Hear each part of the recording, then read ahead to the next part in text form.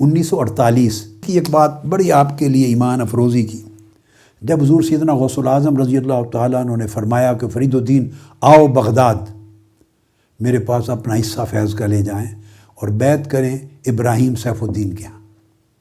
خیر آپ حاضری ہوئی، بیعت ہو گئی۔ اب پاکستان بن چکا تھا 1 سال قبل، 1947 میں بنا۔ پاکستان کا پاسپورٹ اتنا اس کی زیادہ جان پہچان نہیں تھی، ویزا صرف بغداد کا لے کر گئے تھے، عراق کا۔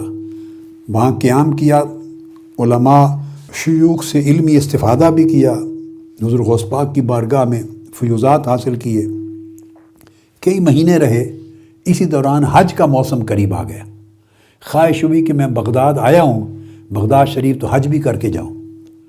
اپنے شیخ سے عرض کیا، سیدنا ابراہیم سیف الدین نقیب الاشراف اس وقت نہیں تھے، بعد ازاں نقیب الاشراف ہوئے، تو عرض کیا کہ میں چاہتا ہوں کہ حج کر لوں۔ فرمایا آپ کے پاس ویزا ہے؟ عرض کیا ویزا تو نہیں ہے، میں تو سیدھا یہیں کے لیے آیا تھا۔ خاموش ہو گئے، تو انہوں نے فرمایا کہ آپ نجف اشرف مولا علی شیر خدا کے ہاں چلے جائیں، بس آپ سیدنا مولا علی المرتضیٰ کے حضور نجف اشرف چلے جائیں، ان سے بات کریں جا کر، وہ مسئلے کو حل کریں گے آپ۔ نجف اشرف چلے گئے، حضور مولا علی المرتضیٰ کرم اللہ وجہ الکریم کی بارگاہ میں بیٹھے تھے کہ عالم کشف میں سیدنا مولا علی المرتضیٰ کی روح اقدس جلوہ گر ہو گئی آپ کے آگے۔ جلوہ گر ہوئی، فرمایا فرید الدین دیکھو، پردہ اٹھایا اور گنبد خضرا سامنے تھا، اور اس کے بعد پردہ ڈال دیا اور واپس تشریف لے گئے۔ بس اتنا مکالمہ ہوا، آپ سمجھ گئے کہ مجھے آپ نے اشارہ دے دیا کہ آپ حج پر جائیں گے۔ واپس آئے، شیخ ابراہیم سیف الدین آپ کے شیخ نے پوچھا کیا ماجرا ہوا، سارا واقعہ سنا دیا۔ فرمایا ٹھیک ہے، تو قافلہ ایک بغداد سے جا رہا تھا حجاج کا، اس کے ساتھ انہوں نے شامل کروا دیا، روانہ ہو گئے بغیر ویزا کے۔ اب پاکستانی کا ویزا بغداد میں تو نہیں لگ سکتا، پاکستانی پاسپورٹ ہے، چلے گئے۔ جب بارڈر پہ پہنچے تو وہاں امیگریشن والے چیک کر رہے تھے، قطار میں لگ گئے۔ جب ان کی باری آنے کو 2-3 آدمی رہ گئے آگے، 2-3 آدمی، وہاں سعودی سلطنت، زمانہ تھا شاہ عبدالعزیز کا، یعنی ملک عبدالعزیز، وہ بانی تھے سعودی مملکت کے، بانی پہلے بادشاہ۔ اور اب تک جو شاہ فیصل تھے یا شاہ فہد تھے یا ابھی شاہ سلمان ہیں، جتنے بھی گزرے ہیں، یہ سارے ان کے بیٹے چلے آ رہے ہیں۔ ان کے 35-36 بیٹے تھے، یہ سب انہی کے بیٹے ہیں، ابھی اگلی نسل نہیں آئی۔ اب موجودہ جو ولی عہد ہے ان کا پوتا، تو یہ سارے باری باری بیٹے چلے آ رہے ہیں، یکے بعد دیگرے بھائی۔ اور سب سے پہلا حکمران بانی، جب سعودی عرب آزاد ہوا عثمانی ترکوں کی خلافت سے، تو وہ کنگ عبدالعزیز تھے۔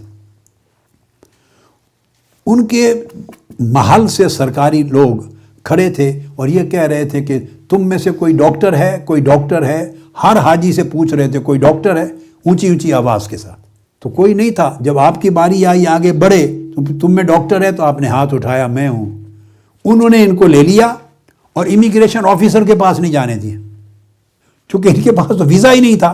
انہوں نے جو ہی ہاتھ اٹھایا تو آگے بڑھ کے آفیسرز نے ان کو مصافحہ کیا، لے کے تو VIP گیٹ کی طرف چل پڑے۔ انہوں نے کہا کہ میرے پاس ویزا نہیں ہے، تو وہ تو سعودی حکمران کے لوگ تو کہتے ہیں پرواہ نہیں، کنگ عبدالعزیز نے بلایا ہے۔ وہ پاسپورٹ لے کے کنگ عبدالعزیز کے پاس محل میں چلے گئے۔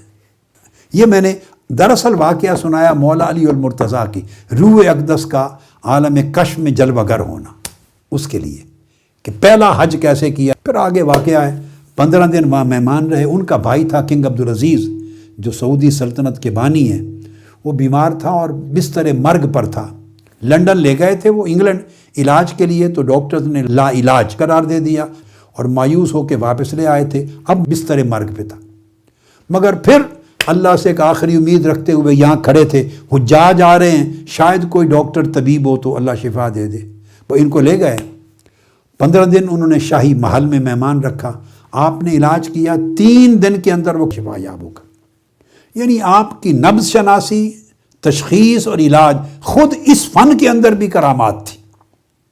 لوگ حیران تھے کہ یہ فن ہے تشخیص کا یا کرامت ہے، یعنی نبض پہ ہاتھ رکھنا اور ایک کو بتا دیا کہ آپ کو کینسر ہے، فرسٹ سٹیج کا کینسر۔